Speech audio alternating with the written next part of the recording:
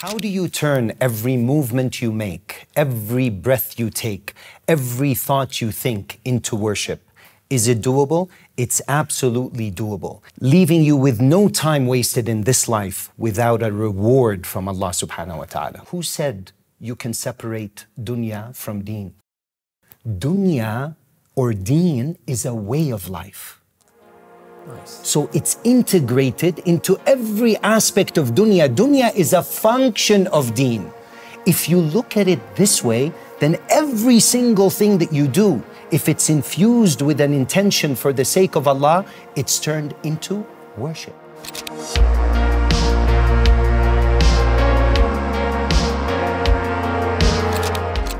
Assalamualaikum dan selamat kembali ke Domer TV.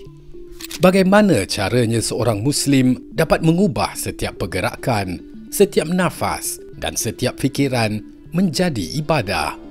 Jika difahami dengan teliti, sebenarnya tiada keseimbangan antara ad-din atau agama dengan dunia. Yang ada hanya ad-din dalam realiti ini. Kerana secara asasnya, jika seseorang ingin mengimbangi antara dua perkara, maka perkara itu wajib terpisah. Seperti contoh, dua barangan di atas penimbang dibahagi kepada dua. Justru mustahil untuk memisahkan din dan dunia kerana agama Islam itu adalah cara hidup. Ia sepatutnya disepadukan ke dalam setiap aspek dunia. Dunia adalah fungsi kepada din. Maka apabila kita memahami anjakan paradigma ini, setiap perkara yang kita lakukan, jika ia diselitkan dengan niat kerana Allah Subhanahu wa Ta'ala, akan menjadi satu ibadah. Dunia ini adalah rumah kepada hak. Allah Subhanahu wa Ta'ala mempunyai hak ke atas setiap manusia di dunia. Tetapi nafsu kita juga mempunyai hak ke atas diri kita, iaitu supaya kita menyelamatkannya dari Jahannam. Itulah hak nafsu ke atas diri seseorang. Isteri-isteri dan anak-anak mempunyai hak ke atas diri kita supaya menjaga dan melayan mereka dengan adil dan baik.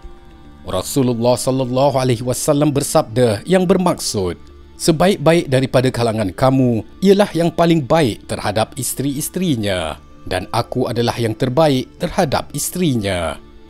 Seorang Muslim yang bertakwa sudah tentu akan mempunyai kesedaran tinggi bahawa Allah Subhanahu wa Ta'ala akan bertanya kepadanya tentang segala-galanya. Kitab amalan setiap manusia tidak meninggalkan apa-apa pun, sama ada besar atau kecil, melainkan ia tercatat.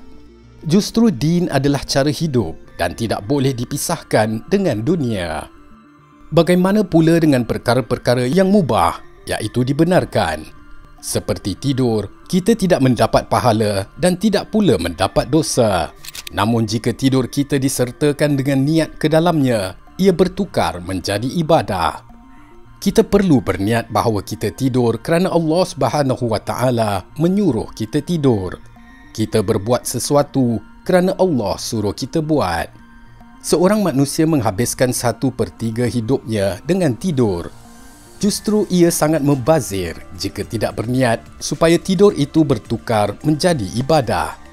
Contoh niat yang betul untuk tidur adalah seperti tidur untuk bangun dan kemudian menyembah Allah, untuk membantu orang, untuk pergi bekerja kerana ingin meneruskan beribadah. Dari Umar radhiyallahu anhu bahawa Rasulullah sallallahu alaihi wasallam bersabda, amal itu tergantung niatnya dan seseorang hanya mendapatkan sesuai niatnya. Barang siapa yang hijrahnya kepada Allah dan Rasulnya, maka hijrahnya kepada Allah dan Rasulnya. Dan barang siapa yang hijrahnya kerana dunia atau kerana wanita yang hendak dinikahinya, maka hijrahnya itu sesuai ke mana ia hijrah. Itulah keindahan dan rahmat dari Allah Subhanahu wa Ta'ala. Malah jika seseorang berniat untuk melakukan dosa dan kemudian tidak melakukannya, dosa itu bertukar menjadi pahala untuknya. Itulah ganjaran dari Yang Maha Pemurah dan Maha Mengasihani.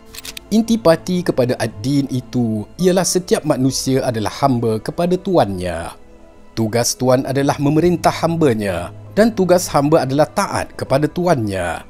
Jika segala perbuatan dilaksanakan dengan perspektif bahawa Allah Subhanahu Wa Taala telah memerintahkan kepada kita dan berniat kerana Allah memerintahkannya, maka kita akan sentiasa wujud dalam kehambaan, dalam ubudiyah Allah Subhanahu Wa Taala. Tetapi seseorang itu perlu mempunyai ilmu, kerana jika kita tidak tahu bagaimana untuk menzahirkan niat yang betul. Sebagai contoh, bagaimanakah kita tahu cara-cara yang betul untuk minum air? Hanya melalui Rasulullah sallallahu alaihi wasallam. Maka rahsianya adalah dengan berniat makan dan minum kerana Allah telah perintahkannya. Ia merupakan sebahagian daripada La ilaha illallah. Cara untuk makan dan minum dengan betul adalah sebahagian daripada Muhammadur Rasulullah. Apabila baginda sallallahu alaihi wasallam minum, baginda akan duduk, dan sebelum baginda minum, baginda akan melihat dahulu ke dalam air. Itulah sunnahnya. Kemudian baginda akan mengambil 3 teguk kecil. Maka praktikkan semua sunnah Nabi SAW ini dan jadikannya garis panduan kepada segala perbuatan kita. 2 dimensi dalam kehidupan di dunia ini adalah yang vertikal dan yang horizontal, iaitu aqimus solah, hubungan dan komunikasi dengan Allah, dan wa'atus zakah, hubungan dan komunikasi sesama manusia. Konsep ini digambarkan dalam solat kita sendiri. Dimulakan dengan takbiratul ihram, di mana semua kelakuan berbentuk bai'un, khullah dan syafa'ah itu haram dan membatalkan solat. Kita wajib menumpukan sepenuh perhatian kepada Allah Subhanahu Wa Taala. Tetapi solat wajib diakhiri dengan ucapan Assalamualaikum, yang secara simbolik menunjukkan bahawa kita mempunyai tanggungjawab dan perhatian sesama manusia. Kemudian diperkuat dengan anjuran menoleh ke kanan dan ke kiri, seolah-olah Allah berpesan supaya kamu telah bersungguh-sungguh menghadapku semasa solatmu, membina hubungan yang baik denganku. Maka tunjukkanlah buktinya dengan membina hubungan yang baik sesama manusia. Ketahuilah bahawa yang dikatakan kehidupan dunia itu tidak lain hanyalah bawaan hidup yang berupa semata-mata permainan dan hiburan yang melalaikan, serta perhiasan yang mengurang. Juga bawaan hidup yang bertujuan bermegah-megah di antara kamu dengan kelebihan, kekuatan dan bangsa keturunan, serta berlumba-lumba membanyakkan harta benda dan anak pinak. Semuanya itu terhad waktunya.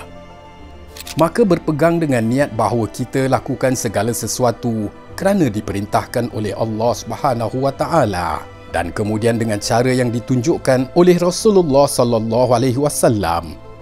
Jika digabungkan kedua-dua ini, maka setiap langkah yang diambil, setiap pergerakan yang dibuat, setiap fikiran yang ada akan bertukar menjadi ibadah.